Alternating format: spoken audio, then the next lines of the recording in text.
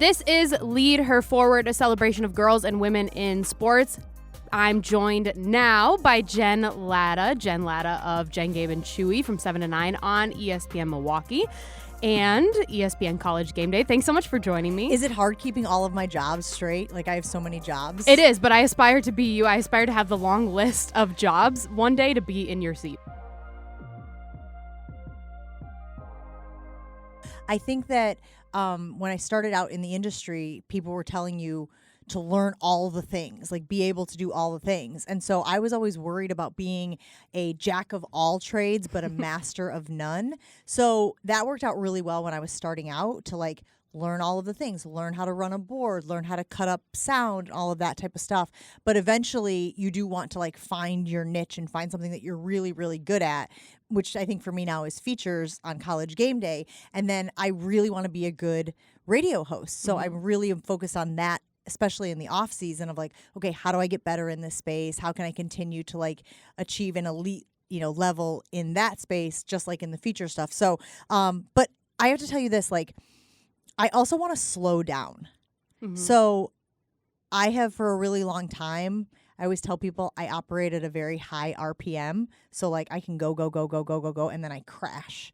And I also want to learn how to like just take a beat, take a breath. So that's what I'm working on, just like as I continue in this space, in this career. I love that. How did you kind of get your start in the sports industry, like to get to be where you are? How did it all happen? Well, it's a long, winding story. Like I've been doing it for now 20 plus years. So I just tell people I grew up in an athletic household. Like my parents prioritized academics, certainly, but like we were not in front of the television. We were outside. We were not playing video games. We were doing pickup basketball games in the driveway or playing baseball in the front yard or getting together with the friends in the neighborhood and just throwing together random sports events and sports games. So that's how it started. And I was just like naturally athletic and had a lot of energy. And so I knew that that was a space that I enjoyed. But I didn't know that women could have careers in sports. And that sounds super archaic and like what sort of medieval, town were you living in? Like Footloose, when they didn't allow people to dance or whatnot. But the reality is, when I was a kid, sports were mostly for boys. And there was one girl in our town who played soccer at a high level, and she didn't have a team. She played with the boys' team. So, like, it sounds crazy to say now when there are so many opportunities for girls to get involved in sports at a young age. But for me, it wasn't until I got to grade school and I played basketball and I was cheerleading and I was running track and doing all of these things. And then in high school, I ran cross country and track at a high level, and then went to Marquette, and I thought that I would do something. I had opportunities to run in college, and I was just so burnt out by how competitive it was, how serious it was. My dad was the head coach when I was in high school, and that really, I think, affected my path. So, but I was super into sports. Like I tried out for the crew team when I got to Marquette because I was like, I want to do something in the competitive space. Ended up going the cheerleading route, which actually, and it's funny how like at the time I never would have known this, put me in a better position to be a sportscaster, because now I'm at the basketball games and I was dating a guy on the basketball team. So I was around the team and I like knew a lot of the ins and outs of like what was happening. And I always say that I was in one of my communications classes and there were a bunch of guys who I was friends with who were in the sports space. Like they were pursuing sports jobs and they were talking about a basketball game. And I like piped up and weighed in on what they were talking about. And one of them afterward, when we were having this really interesting conversation about the basketball team, was like, you should pursue sports. And it was like he could have been speaking Mandarin to me, because at the time I was like, that doesn't make any sense. Like women can't do sports. But I went and talked to my advisor at Marquette University, who I will always say, Dr. Michael Havis, was incredibly encouraging when I put that out there. Not everyone was. There were professors at Marquette at the time who like discouraged me from going into the sports space. And to be fair, they hadn't seen it much either. So they probably were doing their due diligence and like offering what they thought was good advice about a solid career future. And Dr. Havis, hooked me up with some internships, and I ended up doing the NBA hotline at 620, and I ended up working at WISN, which is the ABC affiliate in Milwaukee, and then kind of went on from there. The break I think I got was when I graduated from Marquette, had a really crappy resume reel, and needed to just kind of like dig in the sports space a little bit more. And I got hired is not really the word, but I got brought on as a non-paid intern at Preps Plus, which was run by Watts Communications at the time. And it was a once a week show that the Journal Sentinel supported, but we would go out and we would shoot basketball games and football games and hockey games and swim meets and all of those types of things. And then everything was pre-produced. So I was able to shoot stand-ups and I was able to get it right. And I was able to really put a good piece of resume reel out there that I didn't have leaving Marquette. And then that led to me getting some jobs in the space. That's awesome. How did it feel when you found out that you were going to be on ESPN College Game Day?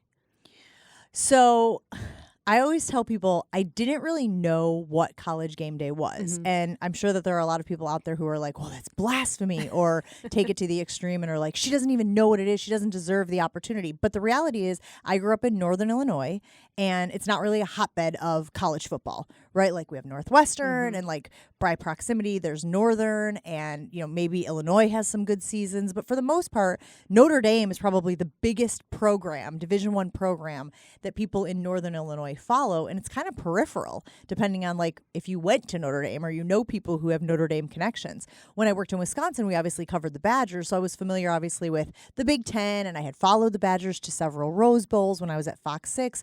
But I just was not entrenched in that space.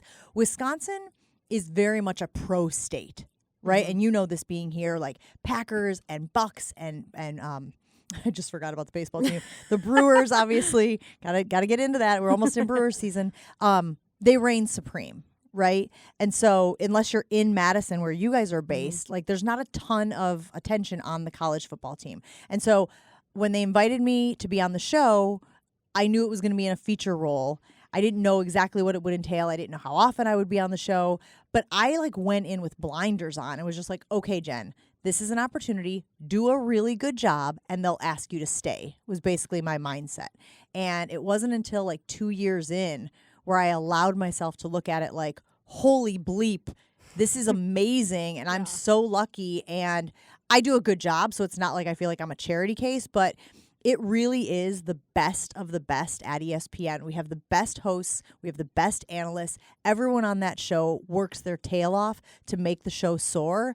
And that's the type of person I am. Like, I want to do everything I can to make whatever I'm involved in better. And so it's really great to be around like-minded people like that who are super competitive, who are super talented. And we know every time we go out there every single Saturday, we're going to crush. I love that.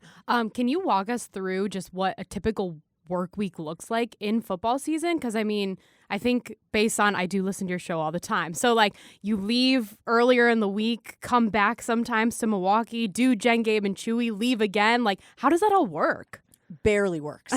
And I couldn't do it without my support system, right? So my husband is super supportive of me being able to travel during the week. My family, our sitters, like we have 3 kids. So like there's a lot of moving parts.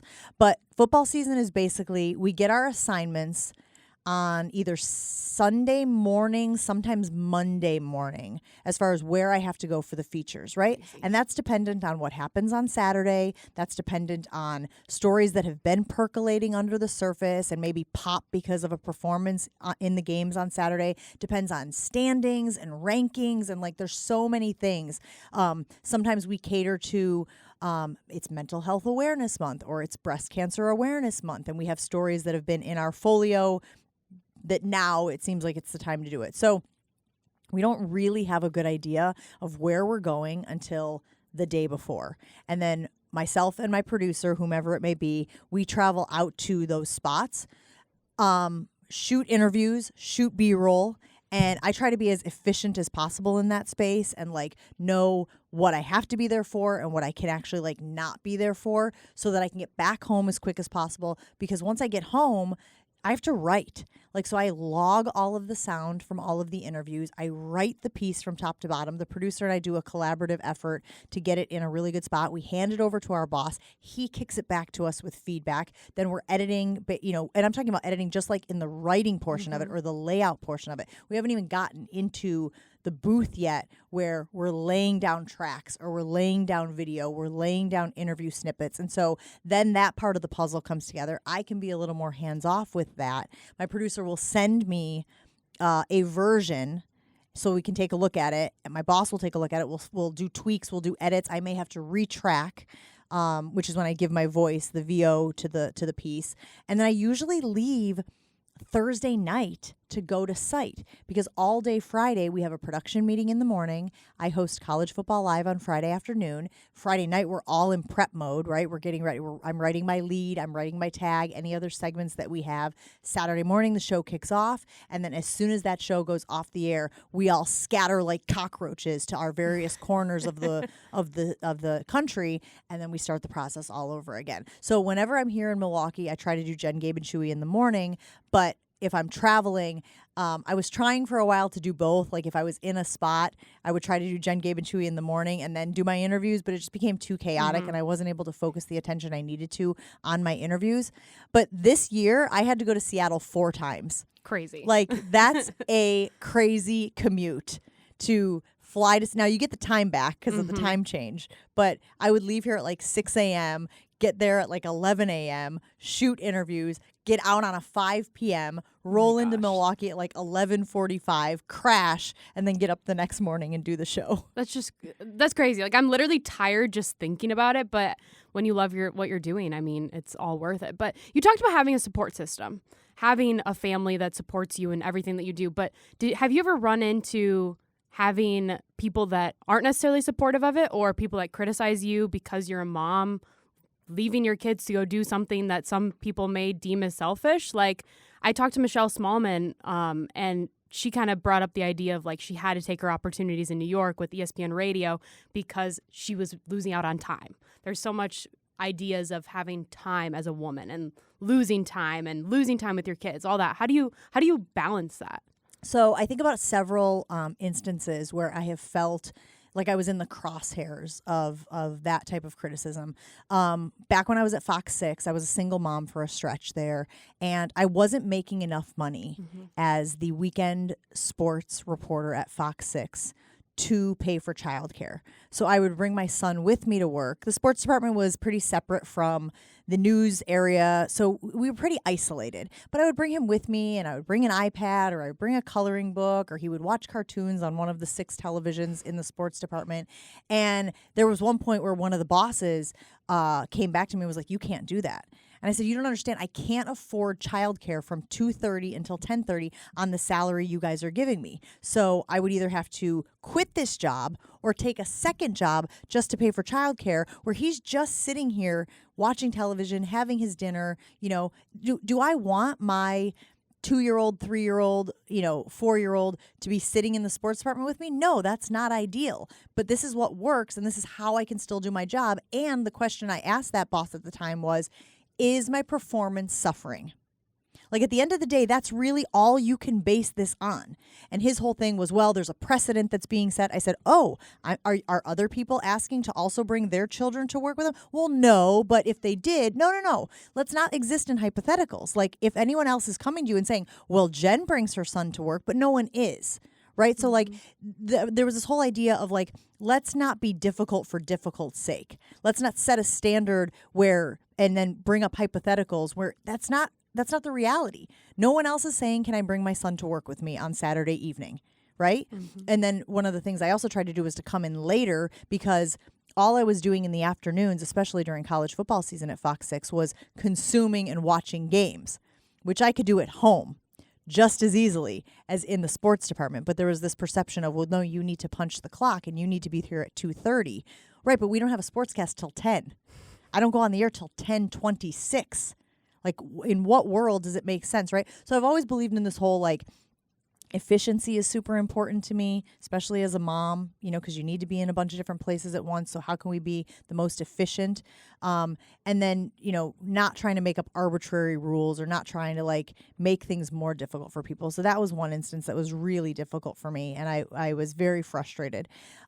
Recently, there was, my son is in high school now, but he was in junior high. And during football season, it's hard for me to be around. So I couldn't contribute to like a local carpool, right? My son has baseball practice or football practice or whatever it might be. And so I was kind of relying on a number of the moms in our community to help shuttle him from school to practice, from practice to home, etc.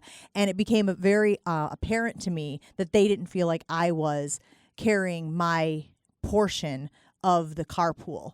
And I was trying to have my husband supplement and him handle it stuff. But there seemed to be a perception that like the mom was responsible for a certain portion of it. And if I wasn't there to do it. And every time I tried to be really honest about where I was, that I literally wasn't here. So it wasn't like I was sitting at home, watching the Real Housewives while y'all are out there running my kid around. Right. No, I'm at work and my job is different than other people's jobs. There wasn't a lot of sympathy. There certainly wasn't a lot of support. And I just kind of filed that away to know that like those aren't your people.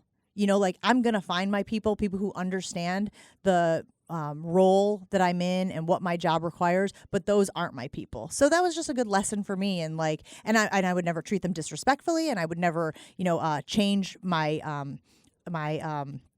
behavior around them, but you just file away that information to know that not everyone is going to understand why you prioritize the things you prioritize or why you do the things you do.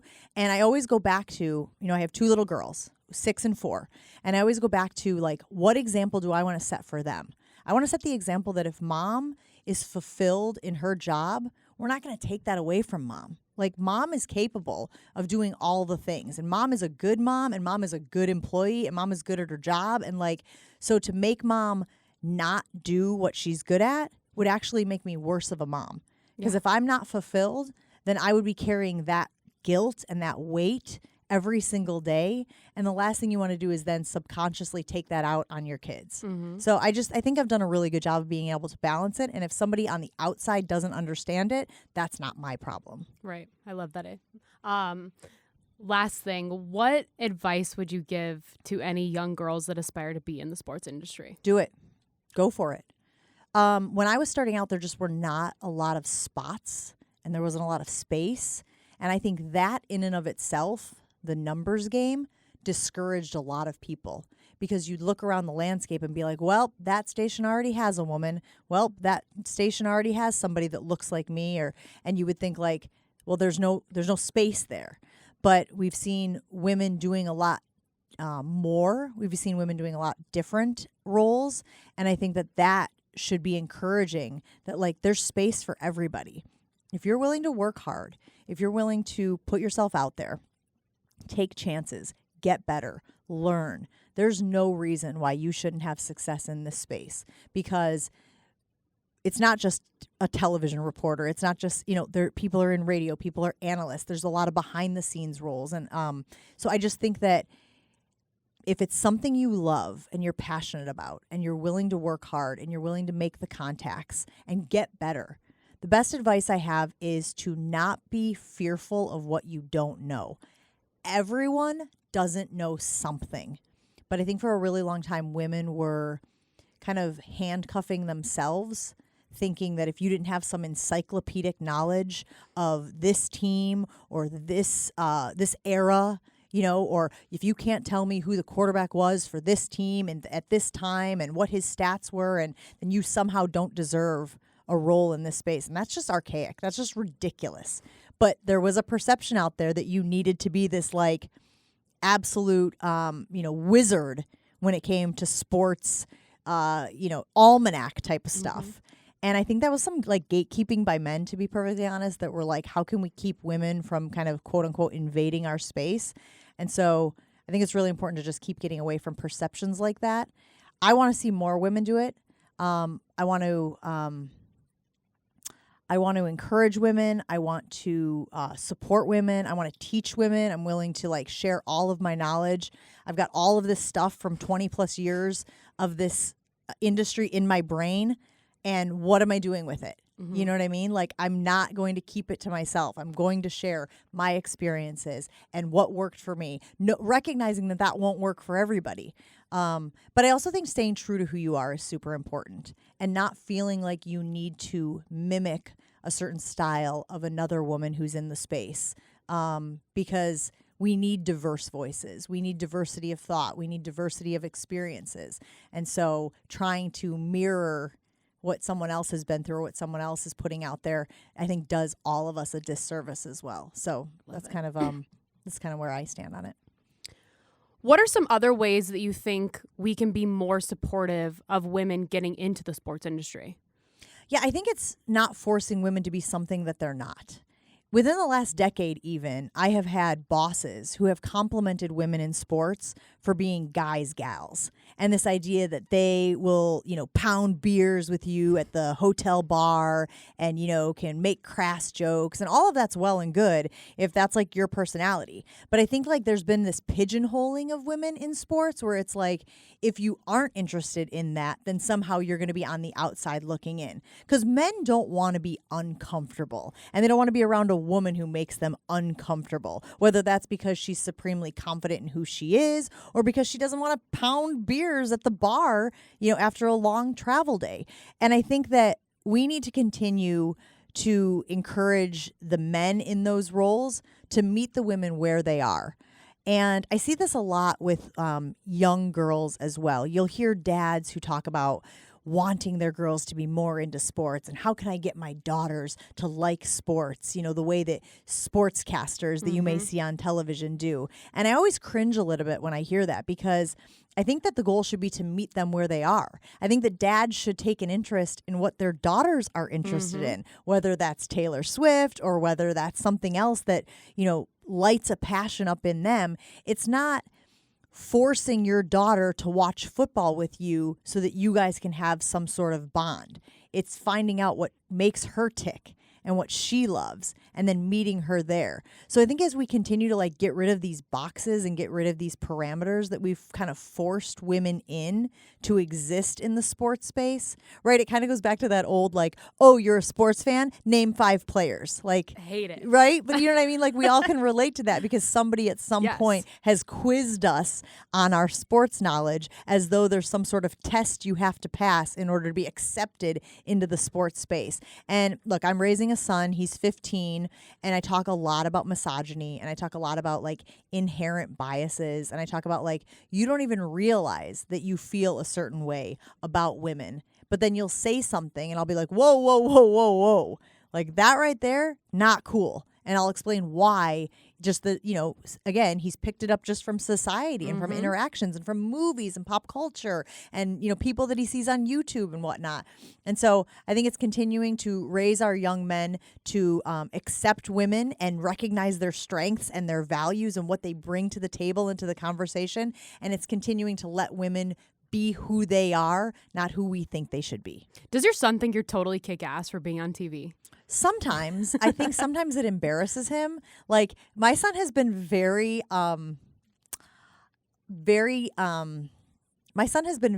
honest about like, Mom, don't show boobs.